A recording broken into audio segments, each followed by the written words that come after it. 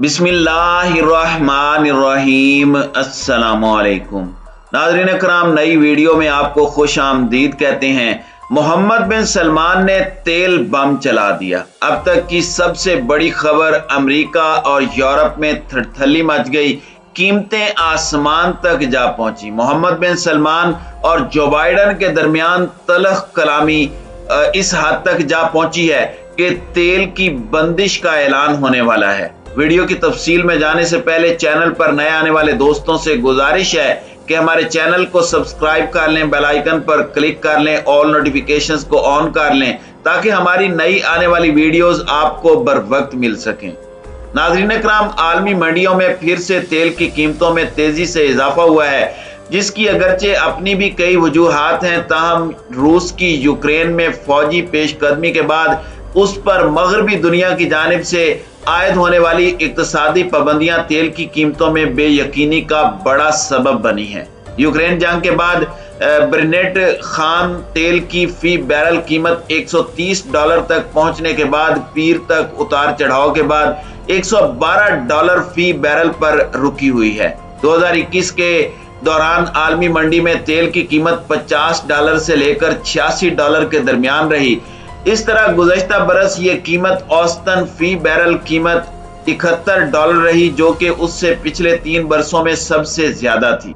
जिस वक्त 2022 का सूरज तुलू हुआ तो ब्रेनेट खाम तेल की कीमत $84 फी बैरल थी और इस माह यानी मार्च में $130 फी बैरल की ऊंचाई को छू लेने के बाद अब $100 फी बैरल से ज्यादा है। इसके नतीजे में दुनिया की सबसे बड़ी मईशत अमेरिका में आम सारिफ के लिए फी गैलन यानी पौने 4 लीटर कीमत तकरीबन 4 से 6 अमेरिकी डॉलर है। बरतानिया में डीजल की कीमत भी 1.79 पाउंड फी लीटर तक पहुंच चुकी है। बरतानिया में फी लीटर तेल की कीमत में 27% तेल की अपनी कीमत खरीद होती है, जबकि 40% फ्यूलिडिटी और 27% टैक्स के अलावा 17% वैल्यू एडिड टैक्स और 9% मुनाफा शामिल होता है। रूस और यूक्रेन के दरमियान होने वाली जंग में अमेरिका और मगरबी ममालिक और बरतानिया समेत रूस के तेल की खरीदारी पर पाबंदी जब आयद की तो इसके बाद रूस ने खबरदार किया था कि अगर ऐसा किया गया तो पूरी दुनिया के अंदर तेल मगरबी ममालिक को $300 फी बैरल तक मिलेगा। लेकिन अमेरिका अपनी ताकत के जोम में आगे बढ़ता रहा और उसे ये था कि हम अरब ममालिक को टेलीफोन कॉल करेंगे तो हमारे मामलात सीधे हो जाएंगे। हम उन्हें कहेंगे कि आप अपने तेल की पैदावार को बढ़ाएं। ये कैसे मुमकिन है कि अरब ममालिक हमारे सामने ना करने की जुर्रत करें? सबसे पहले तो अरब ममालिक ने जो बाइडन की कॉल लेने से इनकार कर दिया। जब जो बाइडन की कॉल लेने से इनकार किया तो उसके बाद बरतानवी वजीर आजम बोरिस जॉनसन खुद चलकर पहुंचे और तेल की पैदावार में इजाफे के हवाले से रिक्वेस्ट की, लेकिन अरब ममालिक ने उसकी ये बात मानने से इनकार कर दिया। अब आज मोहम्मद बिन सलमान ने एक बहुत बड़ा बयान दे दिया है। ये बयान खतरे की घंटी है यूरोप और मगरबी ममालिक के लिए, जिन्होंने अमरीकी ईमा पर रूस के तेल की खरीदारी के हवाले से सख्त तरीन इकदामात किए हैं। इस वक्त सूरत हाल ये है कि यूरोपीय ममालिक खास तौर पर अमरीका की जानिब से पाबंदी लगाने के बावजूद रूस से तेल की खरीदारी कर रहे हैं, लेकिन अमरीका की जानिब से पाबंदियां आयद करने के बाद सख्त तरीन इकदामात करने की भी वार्निंग दी गई है। अब मगरबी ममालिक की जानिब से अमरीका से पूछा जा रहा है कि ये पाबंदियां तो लग गई, अब इसका अल्टरनेट क्या है? तो अब वो अरबों के दरवाजे पर टकरे मारते हुए नजर आ रहे हैं। लेकिन मोहम्मद बिन सलमान ने कहा है कि अब सऊदी अरब आलमी सतह पर तेल की पैदावार में किसी किस्म का कोई किरदार अदा नहीं करेगा, यानी इसकी कीमतों को सेटल करने के लिए इसकी खपत के हवाले से, तेल की पैदावार में इजाफे के हवाले से सऊदी अरब कोई काम नहीं करेगा, ना ही यह सऊदी अरब की जिम्मेदारी है। उन्होंने कहा कि सऊदी अरब की तेल तंसीबात पर हमले हो रहे हैं, हमारे मुल्क को शदीद तरीन मसाइल का सामना है, लिहाजा सऊदी अरब आलमी सतह पर तेल की मांग पूरी करने के लिए अमरीका और मगरबी ममालिक की जानिब से की जाने वाली दरखास्त पर अमल दरामद नहीं करेगा। नाज़रीन कराम, ये बहुत बड़ा झटका है मगरबी ममालिक के लिए और पूरी दुनिया के लिए। अगर सऊदी अरब की जानिब से तेल की पैदावार में इजाफा नहीं किया जाता तो फिर मामलात काबू से बाहर हो जाएंगे। कीमतें आसमान की जानिब पहुंचना शुरू हो चुकी हैं। याद रहे कि तेल की कीमतों में बेकायदगी के साथ थोड़ा बहुत उतार चढ़ाव तारीख में मुख्तलिफ मौके पर होता रहा है, लेकिन दूसरी आलमी जंग के बाद ऐसा इजाफा नहीं देखा गया जैसा कि 1973 अरब इसराइल जंग के बाद उस साल के आखिरी समाही में देखा गया था। 6 अक्टूबर 1973 को शाम और मिस्र की फौजों ने यहूदियों के एक मजहबी त्यौहार यौम किपुर की छुट्टी के रोज इसराइल पर हमला किया। यह हमला 1967 की 6 रोजा जंग में खोए हुए इलाकों को दोबारा हासिल करने की कोशिश थी। इब्तदाई तौर पर ऐसा लगा कि इसराइल शिकस्त खा रहा है। अमेरिका ने इसराइल को कमजोर देखते हुए उसकी मदद का फैसला किया। उस वक्त के अमेरिकी सदर रिचर्ड निक्सन और अमेरिकी कांग्रेस ने इसराइलियों को इजाफी 2.2 अरब डॉलर फराहम करने का फैसला किया। अमेरिका ने फौरी तौर पर इसराइल को असले की नई कुमक रवाना की ताकि वो अरब ममालिक के हमलों का मुकाबला कर सके। सदर निक्सन ने बड़े पैमाने पर हवाई जहाजों पर असला और दीगर फौजी इमदाद इसराइल रवाना की और इसराइल की मदद के लिए एक अमेरिकी तैयारा बरदार बहरी जहाज मशरकी बहेरा रोम की तरफ रवाना किया। सोवियत यूनियन भी अपने अरब इत्तहादियों मिस्र और शाम को तेजी से असला सप्लाई कर रहा था। जब सदर निक्सन ने इसराइल के लिए फौजी इमदाद बढ़ाई तो खलीज फारस के इलाके में तेल पैदा करने वाली रियासतों ने सऊदी अरब की क़यादत में तेल बरामद करने वाले ममालिक की तंजीम ओपेक के तहत अमेरिका और कई दूसरे ममालिक को तेल की फरोख्त पर पाबंदी का ऐलान कर दिया।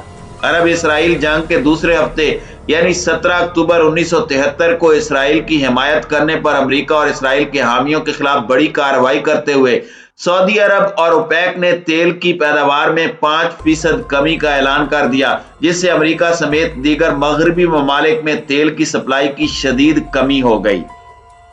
5 ममालिक यानी ईरान, इराक, कुवैत, सऊदी अरब और वेनेजुएला ने 1960 में ओपेक तश्कील दी थी। 1973 तक मजीद 7 ममालिक के शामिल होने के साथ ओपेक ममालिक की पैदावार दुनिया में पैदा होने वाले तेल का निस्फ थी। इस पाबंदी का कीमतों पर गहरा असर हुआ। अरब इसराइल जंग से पहले 1972 तक आलमी मंडी में खाम तेल की कीमत 1.8 डॉलर फी बैरल थी, लेकिन 1973 में यह कीमत औसतन 2.7 डॉलर फी बैरल हो चुकी थी। ताहम जब अरब इसराइल जंग के बाद पाबंदियां लगी तो तेल की कीमत औसतन 11 डॉलर फी बैरल हो गई। इसके बाद दुनिया ने देखा कि अमेरिकी मईशत बुरी तरह से तबाह हुई।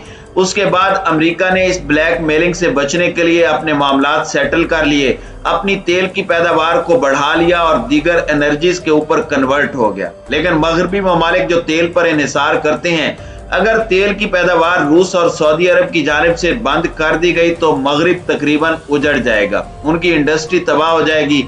उनके तमाम मामलात चूंकि तेल से चलते हैं और तेल हासिल करने के लिए वो किसी भी हद तक जा सकते हैं।